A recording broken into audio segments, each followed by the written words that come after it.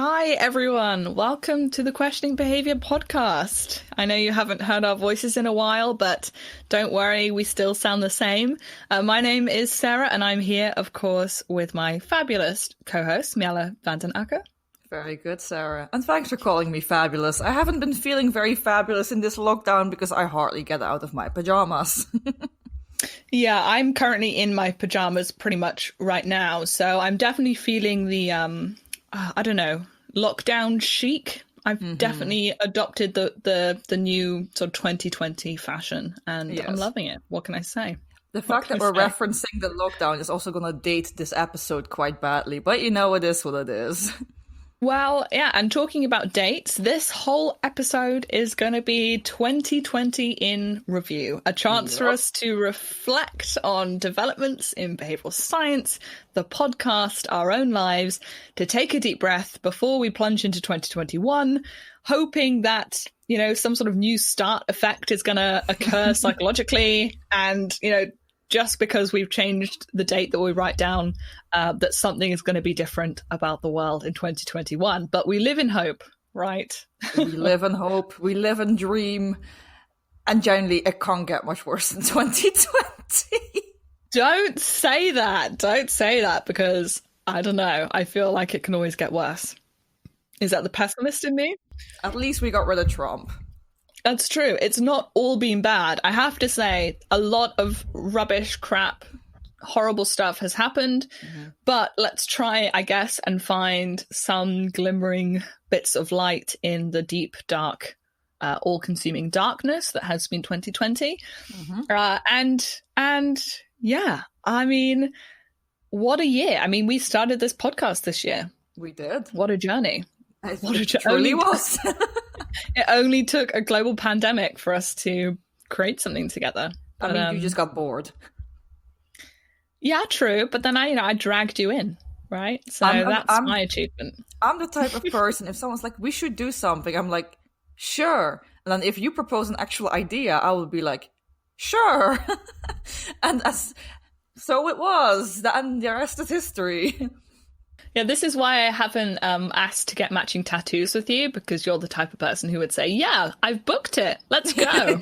Yeah, I'm like, I'm down. How big do you want it? What body part are we thinking? Yeah, I actually did that with one of my other friends. I asked her, like, almost semi-jokingly, I was like, should we just get tattoos this weekend? Thinking that, you know, obviously not, I know her too well to think that she wouldn't immediately jump on that idea, had booked us in the next day, and we're now tattooed for life, but no regrets. Cute. No regrets. No regrets. Hopefully spelled correctly. Yes.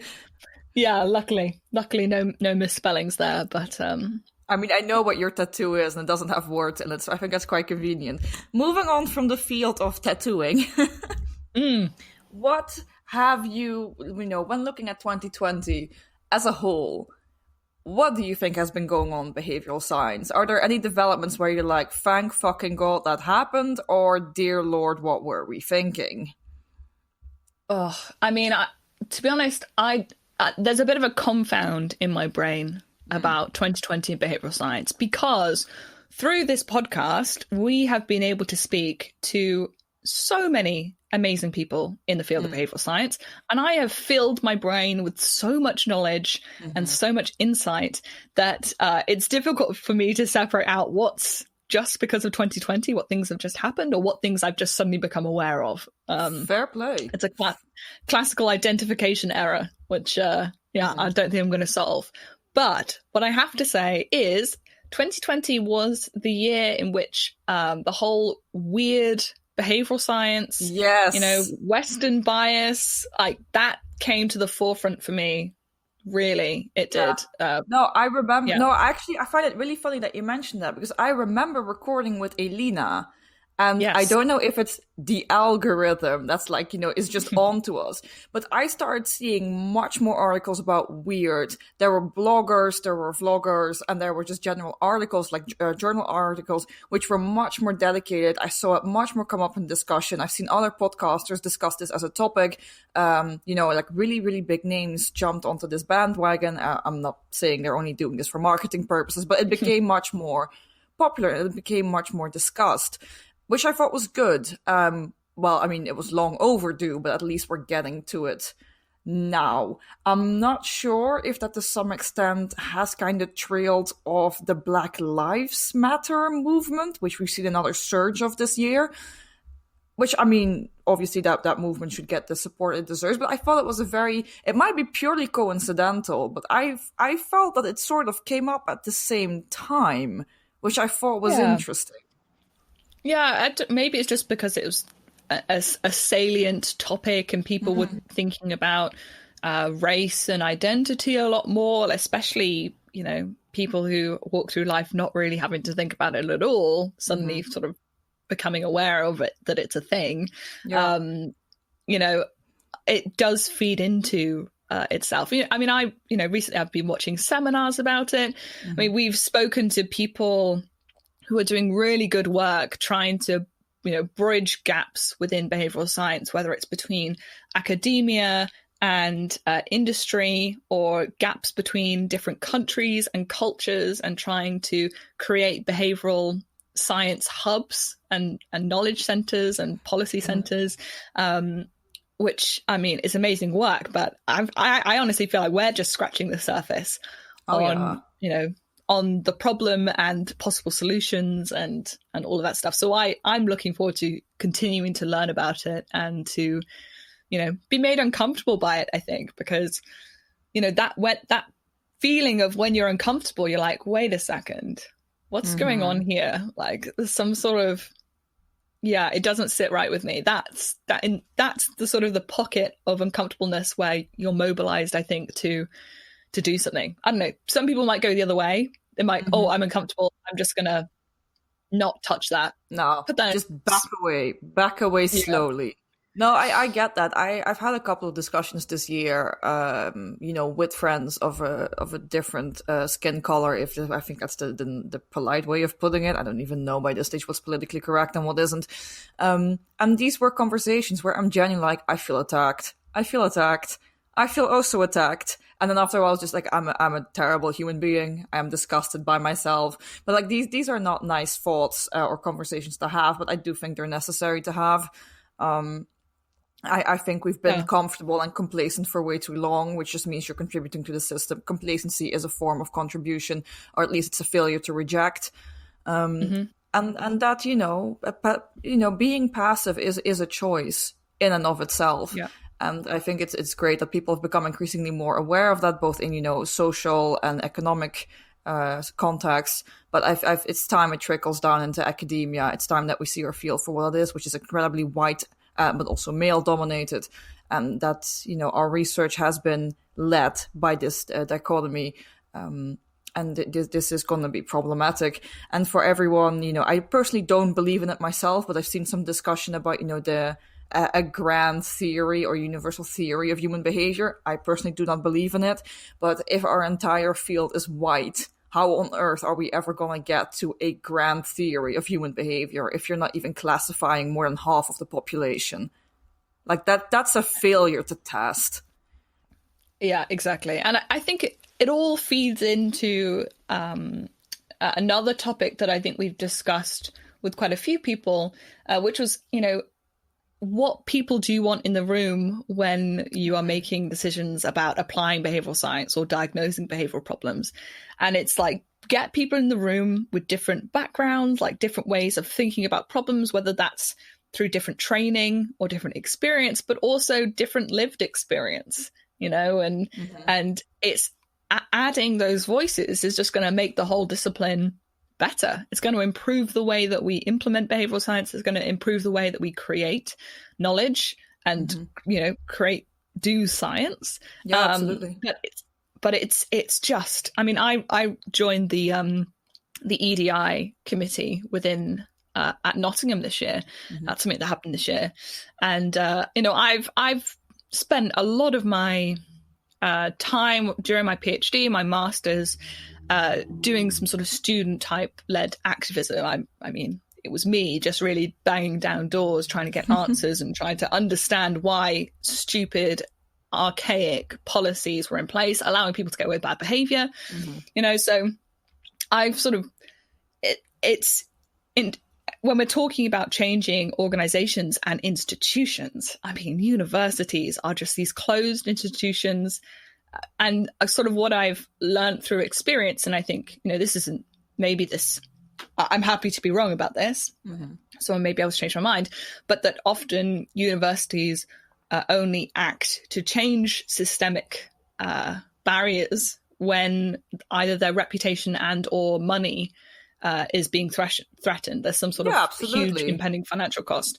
Like, those are the two buttons. If you want to get something done, you need to press one, if not both of those buttons. Absolutely. So yeah, then that's been my I've reached a sort of a reckoning this year as well with that. I had some success with that. So excellent. I got the I helped campaign for the University of Nottingham to change their staff-student relationships policy.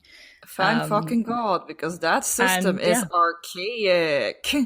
Yeah, so that's been 3-4 years of work that I saw pay off this year. So that was a big win for me. Well, if we had the applause sound effects that we know Ghana has on her podcast, we would now press that button and celebrate Sarah's personal victory. But we are poor and not very technologically advanced, so exactly. we'll applaud in spirit. Oh, I can applaud now.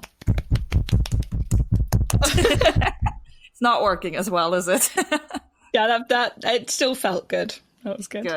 Good. Yeah. But no, it's I feel like we had really interesting talks, continuing on the topic of some types of discrimination or sexism, if you will. I think we had a really interesting chat with Joanna Regner. I really, really enjoyed the episode we recorded with her. I think it's the episode in which we actually mentioned the most academic-based research and actually referenced some proper papers. Because I do feel like we sometimes get off track with these episodes, but you just don't want to interrupt your guests, because if they're on a roll, I mean, let them roll, mate.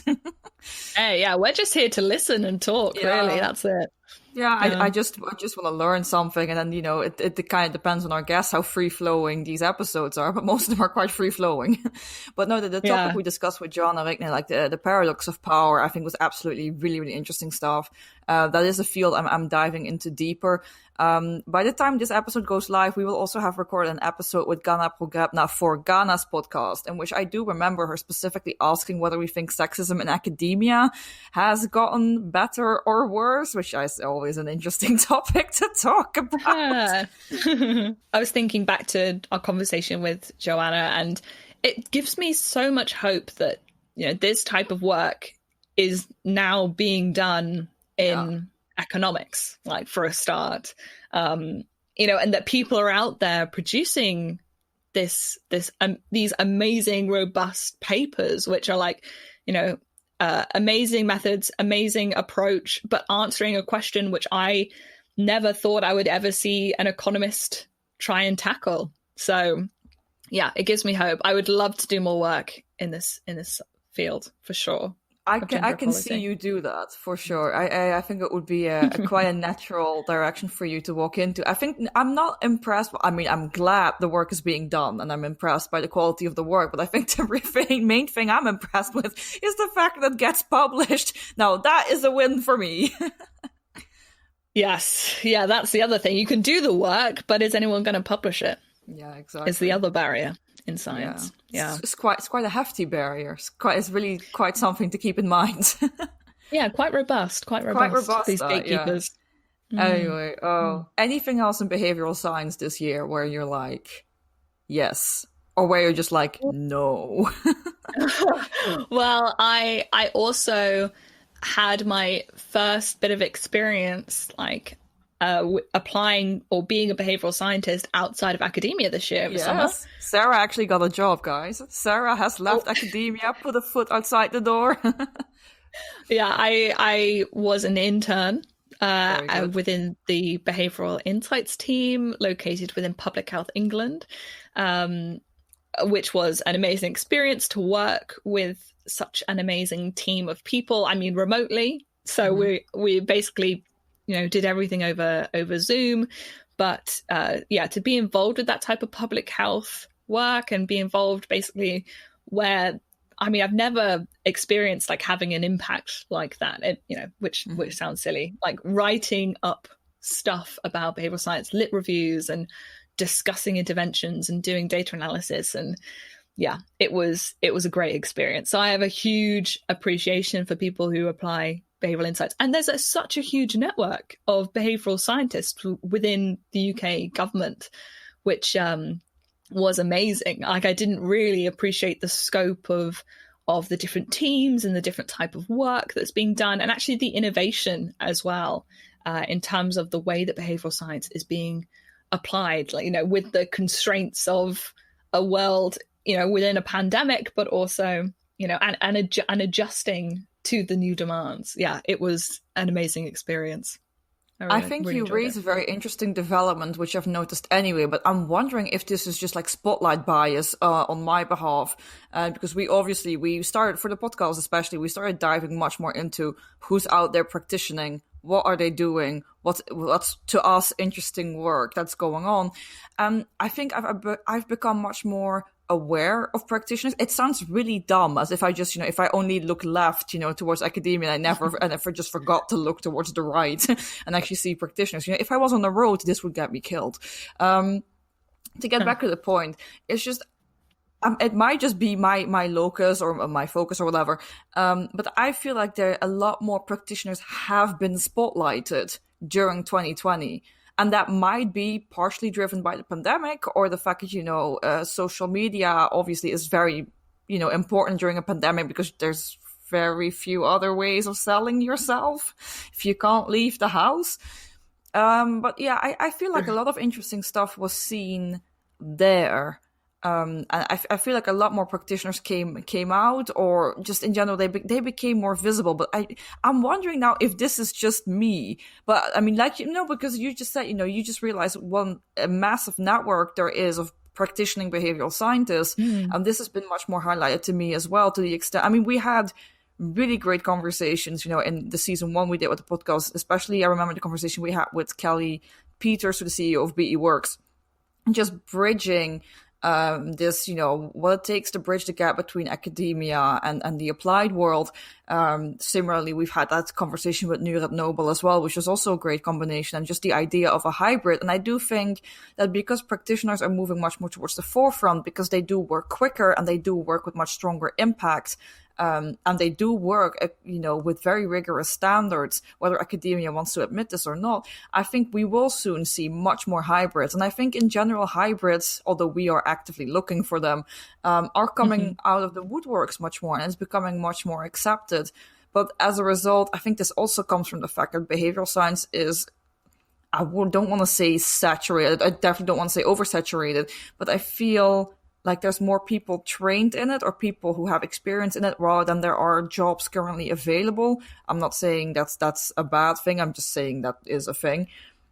So I feel like people are starting to get more competitive, to the extent where they do PhDs and then still transition to the practitioning side. So you now sort of get the best of both worlds. I mean, there's arguments to make against this for sure, but I'm a proponent for having rigorous academic standards within an applied environment where you can see immediate impact and adjust accordingly. I'm a massive proponent of it.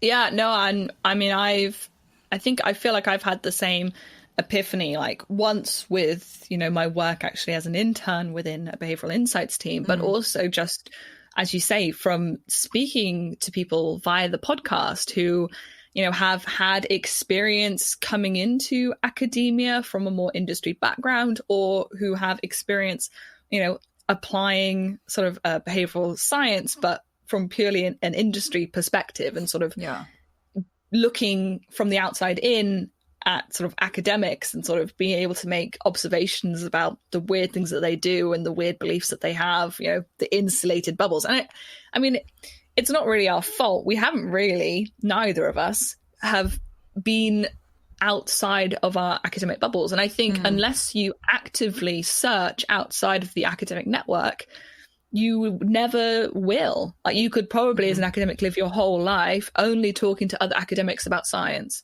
and only maybe for an occasional grant proposal where you have to sort of write something about impact. Maybe then you think, okay, well, No, branch I out. understand where you're coming from. The lucky thing is, and like I do feel both sides are trying to bridge this gap. So I know a couple of organizations, and I don't think I can name them by name if I'm being quite honest, who work with academics. They set up collaboration. I have to admit they are largely big data based because obviously these companies have a fuck ton of data lying about. And, you know, they want to work together with academics to see what's going on in our data. What can you see? What can we do for our own internal company? What can we do for our customers or consumers? With actually an active eye towards welfare, productivity to some extent.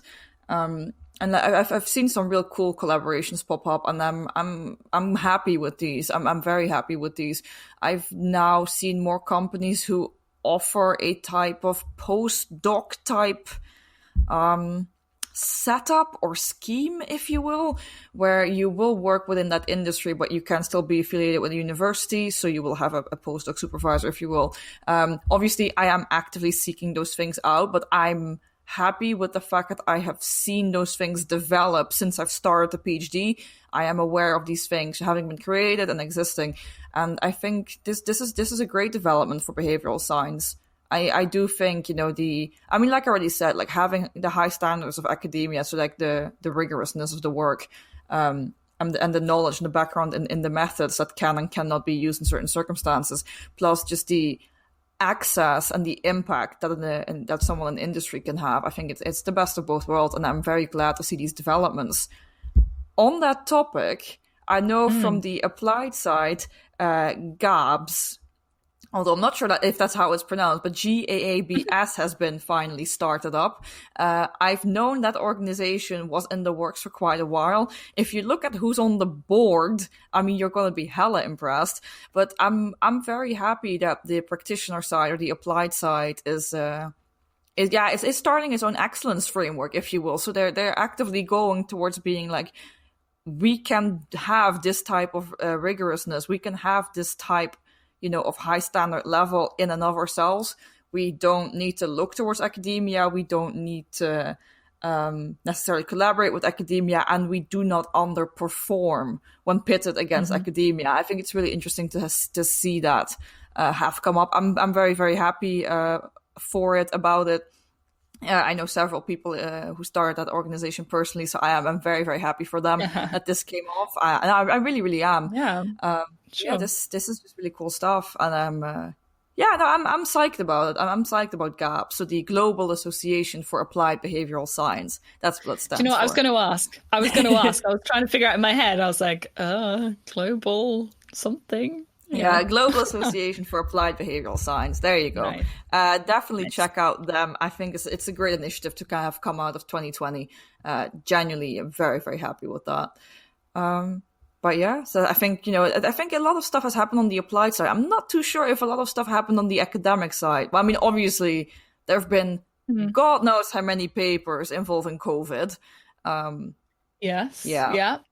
That got pushed out. I mean, to be honest, like, it's difficult to keep up with the research, like, when you're within academia, because I mean, you keep up with your own field, obviously, but my field is not COVID related.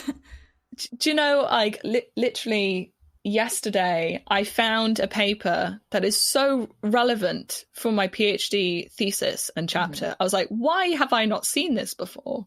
You know, I published like in 2005. Okay, so, I was about to ask, why haven't I seen this before? It got published yesterday, Sarah. No. I mean, I'm still occasionally coming across papers where I'm like, wow, okay, no, this is super relevant. So, you know, it's just a process. So I'm absorbing academic knowledge slowly at my own pace, but I can't promise that I'm on the absolute frontier. But no, I think I just have to say that this podcast has been such an amazing, like, investment for me, like, personally, in terms of, like, my own personal growth and understanding of the field that I'm in, and just getting to talk to people has just been, like, such a privilege, like, to be let inside, you know, the brains of some of the most amazing behavioral scientists and, appliers and creators of behavioral science knowledge. Yeah, it's just been, amazing. And it's going to continue, I hope, as long as us two keep the motor running. Like, we're the only ones keeping the lights on in the lighthouse. So yeah, I'm afraid so. Like, this is a 2-man show, mate. It's not like we've got an entire team behind us. But I mean, there's plenty of podcasts who don't have an entire team behind them, and they have done. I mean, I was about to say quite well, but that's such a British way of saying they've done fucking amazingly. I mean, I'm obviously thinking of the guys from Behavioral Grooves. I mean, the way that they handled the pandemic, they completely shifted how they started recording. They've completely shifted their output schedule. I mean, I was quite pleased to see it. Like, their output, given the fact that they still hold their full-time jobs and, have lives. I mean, Sarah and I, we don't have lives anymore. After you enter the PhD, that goes down the drain quite quickly.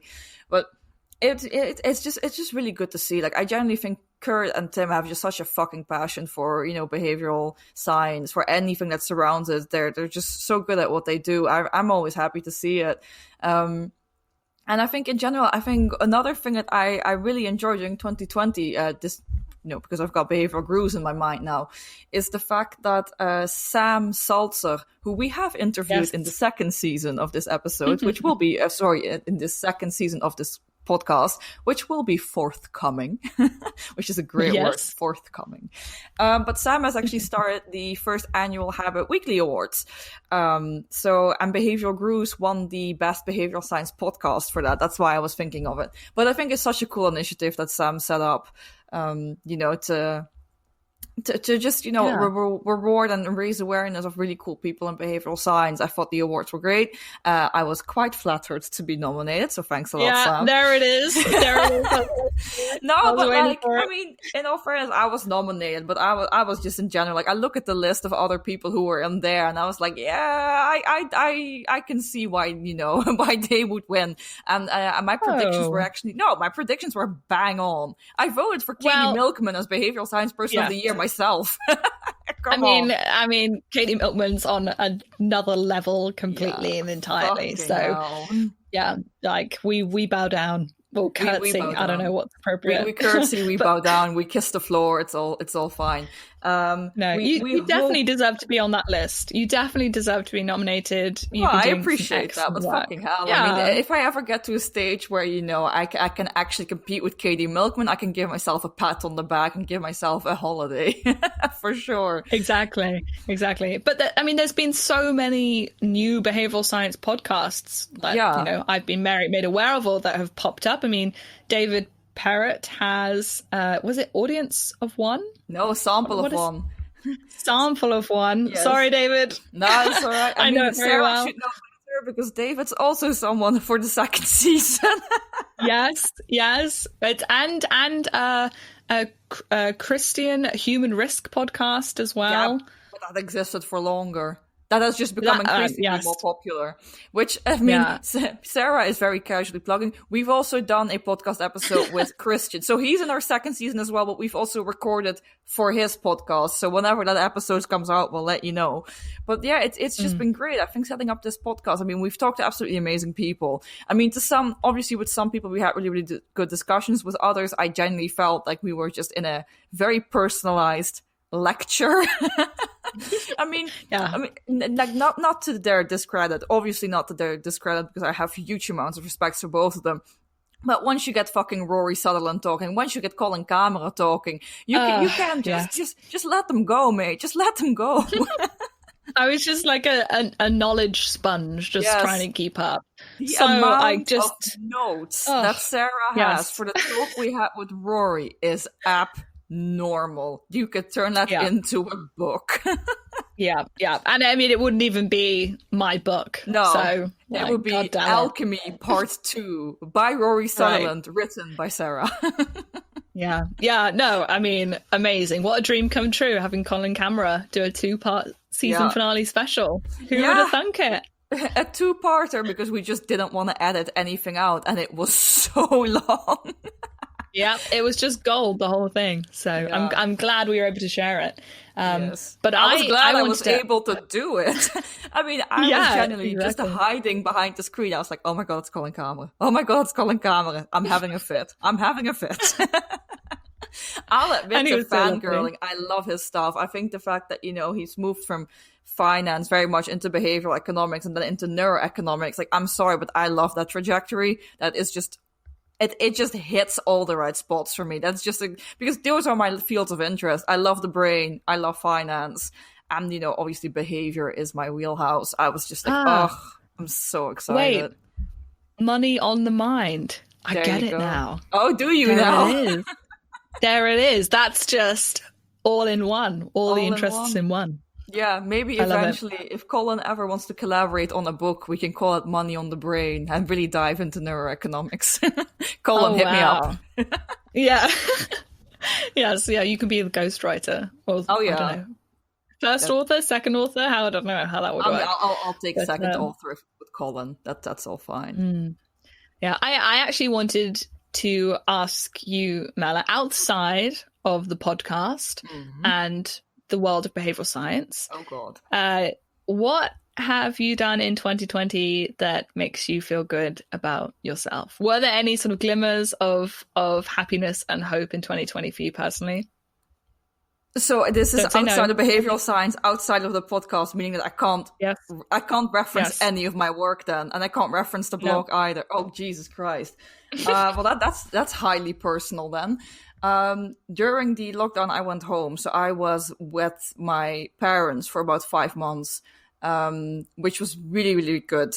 I normally don't travel home that much, not because I don't want to, because my PhD sort of allows for it, but my other job doesn't, which makes me sound nice and busy. But I was really glad to be at home and to get back into a Dutch work ethic as compared to a British work ethic, because they're quite different. Wait, what's the difference?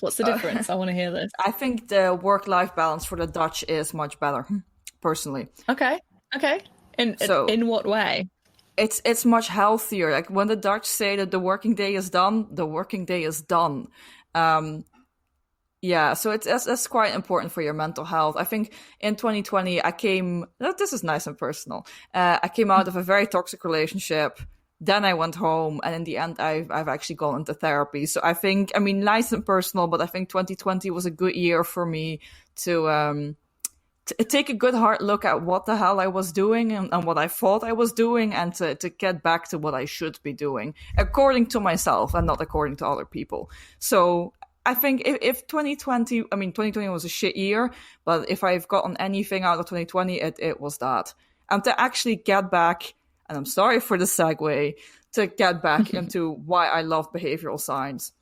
Because at the end of my second year in the PhD and the start of the third year, I was just like, I couldn't give a flying fuck about what's happening in this field, about what's happening in my niche, if you will. I was just so fed up with it. But I think it's quite a natural stage for your PhD to be in. Yeah, no, I think that's so relatable. I think, honestly, when people say that the PhD is just such an amazing experience, I'm sorry, but it's such a lie. It's such a lie. Yeah, during the podcast, which is not behavioral science related, so you can't get me for that. But I think one of the things that I'm quite proud of, obviously I'm super proud of the episodes that we did, which, are great interviewees, but I'm really quite pleased. And we have been applauded for that a bit by others as well, both people we know, we knew beforehand, and people we didn't, about our very honest review of our PhD experiences, and I'm quite happy about that. I actually have people who reach out to me via any of the social media and being like, hey, would you mind setting up a call to talk about your I've been thinking about doing a PhD, would you mind having a call with me about it? Because they specifically want to do one at Warwick. I'm now a spokesperson for Warwick Business School. Where the fuck is my check? You can make it out to Merle, please. You can hype up my stipend, because we both know it's too low for the level of qualifications that we have. But it's really, really interesting, and I'm very proud of ourselves So for both of us, that we've been really, really honest about everything that's gone on the PhD. And I think, I mean, these office hours episodes are quite sporadic. They're not very planned. But I hope to do more of them in the second season. And I just, hope to continue to be honest and just to not misrepresent, how great a PhD can be, but also how fucking shit it can be. And that's just something, that needs to be mentioned. Like, you need to have a genuine idea of what you're signing up for. You really should. Yeah. And it's also nice to know you're not the only one. Yeah. For which 100%. It's all sucking so hard. Yeah. You're not the only one crying in the corner with a bottle of tequila, crying to your best friend who's like several continents over, I don't want to do it anymore.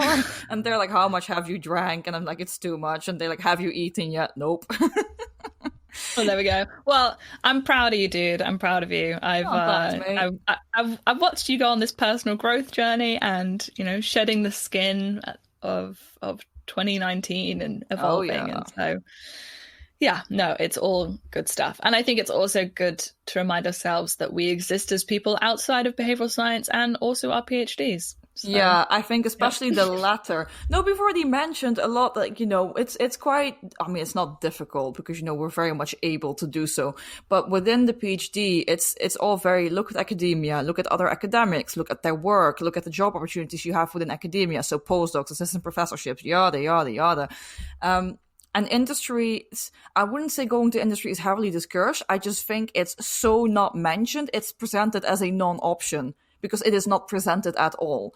And I think I hope for, as we progress towards the end of our PhDs and as academia progresses, that is going to become just less so. I don't know how else to put it. It's just industry needs to be presented as a valid option because it is a valid option. And it's not like, you could also consider going into industry. That's fine. It's not fine. It's a great option where you can work on great topics with great people, have an actual impact, and be actually properly reimbursed for the amount of time that you spend on this work and the type of degrees and certification that you have had to get beforehand. That is the one thing. Like, academia needs to stop pretending that like academia is a vocation and as such you can be paid less. Academia is not a vocation; it's a fucking job. And you should be paid properly. That's all I had to say. I will put the soapbox away. Yeah. I mean, we can't promise to put the soapbox away for good at all. It's always just off to the side. But no, I think you speak passionately about a topic that I agree with you. You say that industry isn't actively discouraged; it's just not talked about. I mean, I've almost had the experience where I've been almost actively discouraged in a sense because I guess I came into the PhD saying, no, I think I'm going to go into industry after this, like right from the beginning. Mm-hmm. And so because I stated a preference, then people were like, ooh, are you sure? Are you sure you don't want to change your mind? And I tried to, I do think part of it is that my supervisors or people who give me advice about what to do and how to progress and stuff, like they can only really pull from their own experiences. And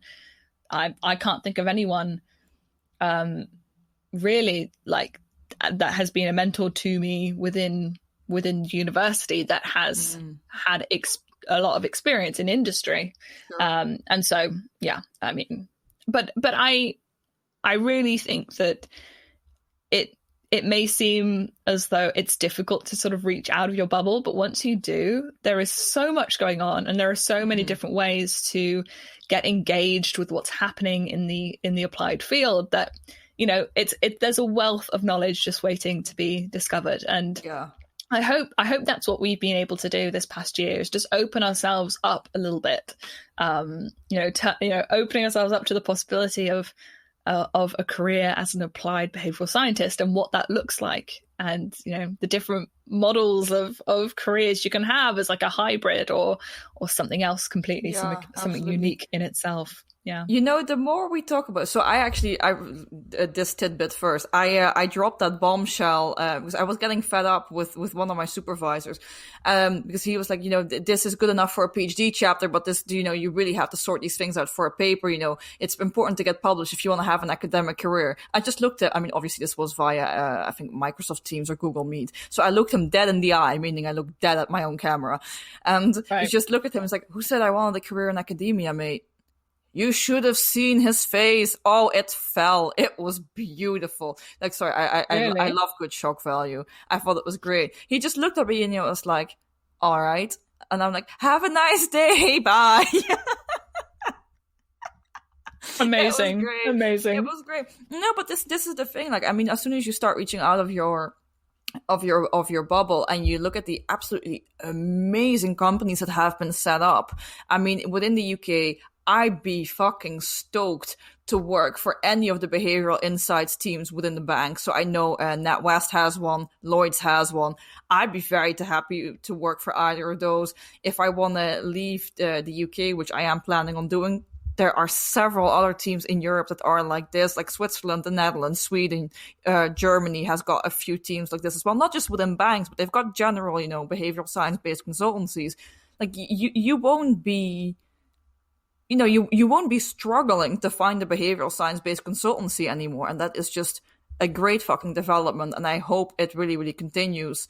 Obviously, within Switzerland, I'm specifically thinking of Ernst Veer's consultancy company, but also Effective Advisory, which is led by Torben, which is also just a great company. I generally would recommend that to people to at least check it out, because both of those are doing great work. But just in general, like, leaving Europe these days is super easy. Go to Australia. There's at least 4 or 5 big teams that you could work with, which, again, if you want to hire me, you know where to find me. Or go to the States. I mean, there's plenty of work to do in the States. Or go to Canada. You know, BE Works is based in Toronto. And if BE Works would want to hire me, I'm not going to say no. Because, I mean, obviously, we've met Kelly Peters, absolutely great woman. Just the work they produce is great. And they have a thing for hiring PhD students. So, you know, if you're a PhD student who's listening, who's like, I don't think, you know, academia is for me, reach out to Kelly, mate. Reach out to any of these CEOs. They're really, really cool people. And you don't need a podcast or a blog to reach out to them. They will just reply to your email. They're genuinely really cool people. I think if there's one thing that I've learned throughout 2020, I mean, I've learned many things, to be quite frank, but it's just a lot of people in behavioral science are there because they're passionate about behavioral science. They're not chasing fame. They're not there to drop like one book after another book after another book, you know, whatever. They're just there because they like it. They like it. I think it's interesting. They want to know more. And they especially want to have discussions with people who think somewhat differently than them. And, you know, adversarial collaboration has been a key term that we've seen pop up throughout our recordings of the first season more and more. Yeah, Paul really mentioned that quite a lot. And I know Sarah completely jumped onto that bandwagon. But we've also heard it in conversations we now had for our second season, that's come up a bit more often, where you need people from different backgrounds with different trainings who don't just seamlessly agree with each other, because that's not where good science gets made. But I feel like we're getting a bit more general now already, which, I mean, obviously this is still a very personal episode. So Sarah, what did you think, you know, about 2020 from your own perspective? How do you feel like you have grown in this year of recalibration almost? Yeah. This was 2020 was the year that I got badly injured, got repaired, and I'm now on the road to recovery. So it's almost like a metaphor in itself, but you know, lived. I mean, I snapped my ACL on the 5th of January 2020, which was, of course, a great premonition of the type of year I was about to have. Oh yeah. And went from someone who would do sport at least 7 times a week. Like, all of my social interactions, all of my friends, like everything that I would do outside of work was often linked to doing team sports or going and doing some sports as a hobby. I went from doing that to just being stopped dead in my tracks and not being able to do anything. And yeah, I mean, it was terrible. I think part of the being injured and then a sense of identity about who am I if I can't do this, and appreciating, my body being able to do all these stuff before that now I couldn't even walk up the stairs and on crutches and things like that. And the fear as well that I would never get it back. I think my mental health struggled a lot right at the beginning. And then obviously, the pandemic happens and, there are bigger things going on. My surgery was cancelled. And so I had to wait. And there's this weird sort of limbo between, I needed to have the surgery to start recovering. And so I was just delaying the point at which I could return to my normal life. Of course, now normal life doesn't really have much of a meaning for us anymore. But at the time, at the beginning of the year, it did. And this is such an analogy for 2020. I really think it is. It is. I got the surgery in August, and I'm 3 months post-surgery pretty much today, and in a couple of days I think I'll be a bit further on. And I'm back to cycling. I've been cleared to start jumping by my physio. Ooh. Which has been very exciting. I didn't know I would miss jumping so much, so now I just hop and jump whenever. You're just skipping through life by this stage. exactly. And actually next week I turn 26, so yes, she's old, folks. She's old. Yeah, and also young and still got so much to learn and so much to do. And I think 2020 for me was the year that I was completely... I went from being the first half of 2020 just immobilized. Feeling like I wanted... Well, yeah, and feeling like I wanted to quit the PhD. Feeling so dispassionate and so unmotivated and so shit about myself and my research. I had this hard reset in the summer.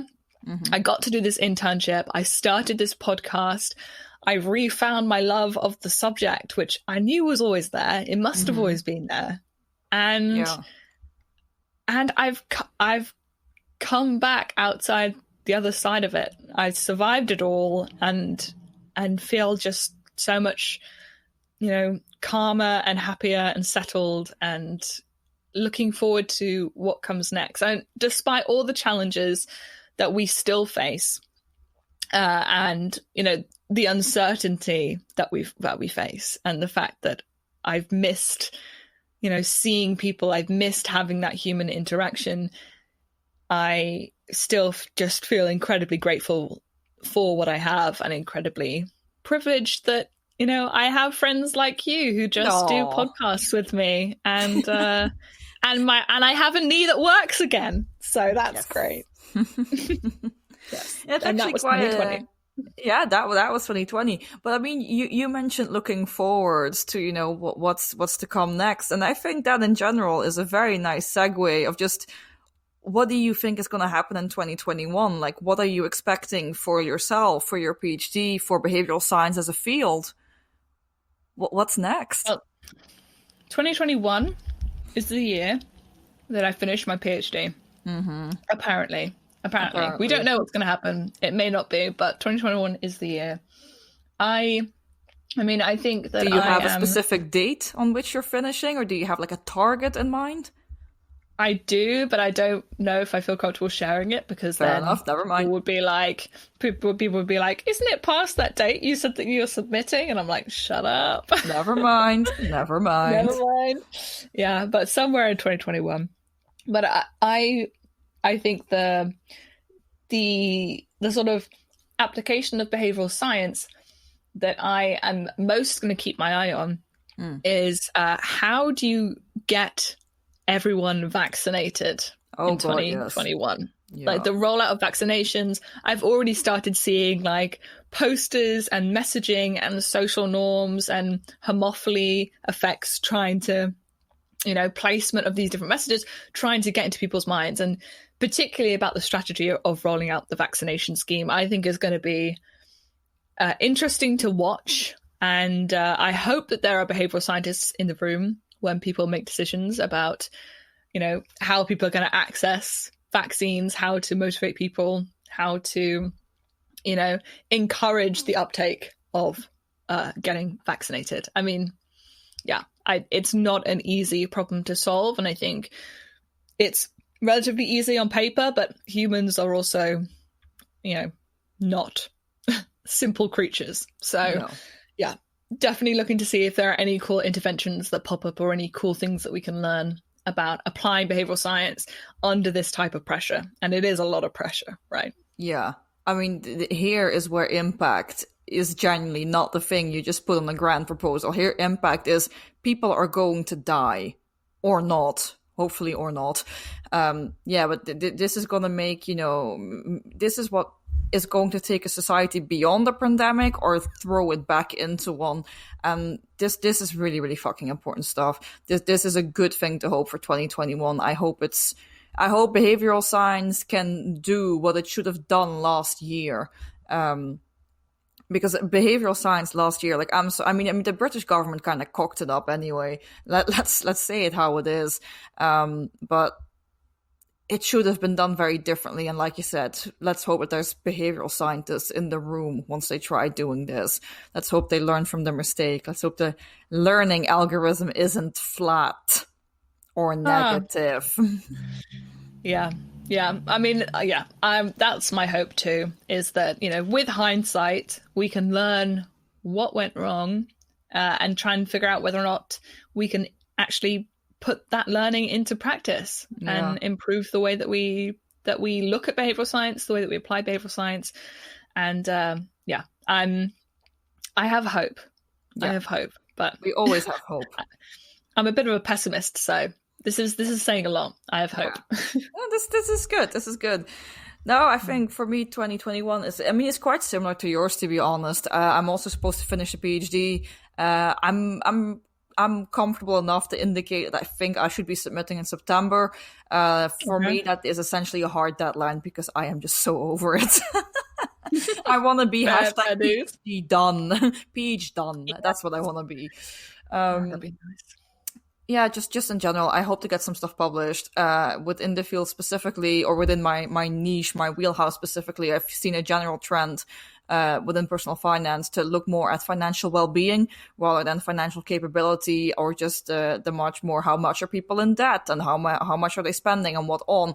And there's really been a shift towards seeing the individual as a complete system rather than just looking at their finances, which I think is just, I'm very, very happy for that shift to have been there. It really indicates also a shift in mindset of what is right and what isn't right, and just the massive gray area between those two things, which means that are more what is that term, that our paternalism is shifting, which is something I'm quite grateful for. I'm not a massive fan of paternalism, not even liberal paternalism. I'm just not. But that's a discussion for another time, I suppose. But yeah, I hope for behavioral science to continue to grow in popularity, and then for initiatives such as GAPS to set high standards for what that should look like. Of course, not just in the applied world. I hope that academia continues with its high standards as well. I hope for a lot of interesting research. I hope for more weird research. I hope for gender-based research. I just hope for more and better, and I want to see it from different locations and from different subsets of people. I don't want to read anything with 40 undergraduate students in it. I just don't. Yeah, no, I'm just excited to learn more. I think that's what 2020 has proven to me, is that there is still so much out there to learn, and there's so much that's going on right now that it's such an evolving picture, and behavioral science is such an exciting place to be. I don't pretend that we're anywhere near the frontier, but we're sort of straggling around on the outskirts or something. Just being little behavioral science sponges. That's all I want. Is there a specific person in 2020 that you've got hooked on, or that you've seen just a lot of their research or seen their work, and you're just really excited about what they're going to push out in 2021? Is there someone you're like really rooting for, or someone you're just like completely like obsessed with? Do you have a professional crush? I don't think. I don't think there's one person which I'm like, I've put on like, that I've discovered that I'm obsessed with at all. You just want to shout out an entire collective, is that it? Yeah, I mean, I would say everyone we've gotten to speak to on the podcast has left a mark on me, for sure, and my thinking, and a new perspective that I may not have had before, and that's really exciting to feel that I'm learning and evolving. You know, as a person, as a behavioral scientist, as an academic, I don't know, as all of these things, all of these hats that we all wear. I don't know. I mean, I have this thing about not putting people on pedestals because I can feel myself doing it sometimes. And I try and actively not do it. Because but I mean, the same question to you, is there someone that you've discovered this year who you just think, God, they're the bee's knees, and I just want to read everything they put out, right? With regards to reading, not specifically, but I mean, I have to admit that I asked this question quite with a specific reason in mind, because a friend of mine, I suppose to some, I mean, they've called me boss as a joke before they call me their mentor as well, so I'm quite flattered. But a friend of mine, Supito Giulio Di Harcio, has started his YouTube channel in behavioral economics, and that has really, really taken off. And the stuff that he's produced so far is really, really good stuff. It's genuinely really educational for people who are just moving into the field, and he's genuinely, you know, it's interview based, it's really well edited, which just blows my mind because I can't edit to save my life. But it's just really, really cool stuff. And given that, you know, I met him when he was an undergrad, and he's now doing the masters, and just before he started to do the masters, he actually started this YouTube channel. To me, this is just amazing. So I like to see, you know, how he progresses and how he keeps growing, both as a person and as a behavioral scientist. And obviously he's doing the same masters as I did, so I know he's working his ass off. So yeah, I'm very much looking forward to both the personal growth of his, but also the growth of his channel. I think it's going to be really cool. I'm excited about it. Yeah, well done, Peter. We think you're the bee's knees. We really do. Amazing. So, I mean, all I think that is to say is thank you so much, everyone who has listened to the podcast, who is listening right now. I'm breaking the fourth wall. Whether this is the first episode you've ever listened to or you've listened to a couple, we really appreciate it. We know how valuable your time is. It's a scarce resource. And so, yeah. According to Kunstmats, the scarcest resource. And this is, again, second season of our podcast. Yes, exactly. And we have so many more amazing episodes and amazing interviewees that will be launching in January. Every week, our schedule will be returning. And we honestly, I've had to bite my tongue so many times this episode, like mentioning people and conversations that we've had, but you guys haven't had the opportunity to listen to. So yeah, you should definitely keep your eye on what's coming next. We've got some exciting stuff for you, for sure. Yeah, and don't worry, we'll be plugging and we'll be teasing throughout, I think, most of December, and then, of course, you know, the start of January. So make sure to follow us on all the social media. They are linked below. But to make sure you can put it in your diaries or your calendars, on the 4th of January, we will be dropping our first episode of season 2, which will be with Samuel Salzer, which we had a really, really good discussion about, you know, how behavioral science has changed, and that for the current generation, it is actually much easier to become a behavioral scientist, but that might actually be at the expense of the field itself. So good discussions coming up, people. Like, critical thinking has not gone to sleep. 2020 has not put critical thinking out of its mind. It's critical thinking is not hibernating. Don't you worry. No, that's a relief. And we also decide that Sam is behavioral science's sweetheart. So Absolutely. If you want to listen in and figure out why he gets that title, it's a good reason, we think. Absolutely. Shout out to Sam. 100%. Great respect for Sam. Love him as a person. Also absolutely love his work. So guys, this is for us, 2020 sort of in review, our personal journeys, our PhD journeys, and the journey of us in behavioral science, but also of what's been going on in behavioral science as a field. Lots of not so great stuff has happened. Lots of really good stuff has happened. And in general, I think I would describe 2020 as just as a reset, as a sort of the year of recalibration. We've really shifted some of our perspectives. I think a lot of people have taken a good look at themselves. I think a lot of scientists have taken a good look at their field and reevaluated what was going on. And the fact that it takes a pandemic to do that is worrisome. The fact that it has happened is good. And we'll just take it as a silver lining and hope for a better year in 2021. Yeah. I now so much more appreciate my health, and I think that's a good thing to remind yourself of, and to be grateful for what you have, and to acknowledge your privilege, for sure. But yes, we hope you guys, if you're listening before the holiday season, have a nice break. Take some time off. Yes, do take an actual break. Jesus Christ. Yes. And we're sort of talking to ourselves while we're saying that to you. We also need to take a break. I'm looking at Sarah quite intensely. Hey, I'm looking at you too. I know how hard you like to work. Yeah. Yes. So I'm obsessed. So please, true. Yes, enjoy your break. Take a nice reset, and we'll be coming back to you in 2021. So, exactly. We need you fresh. We need you rested. We need you eager. We need you to be ready for 2021, because recalibration has just happened. Now it's time to rebuild. So get ready. Happy 2021, everyone. You're the dummy that don't believe in science. All your projects always be denying. You're the one I love. You're the one I wanna give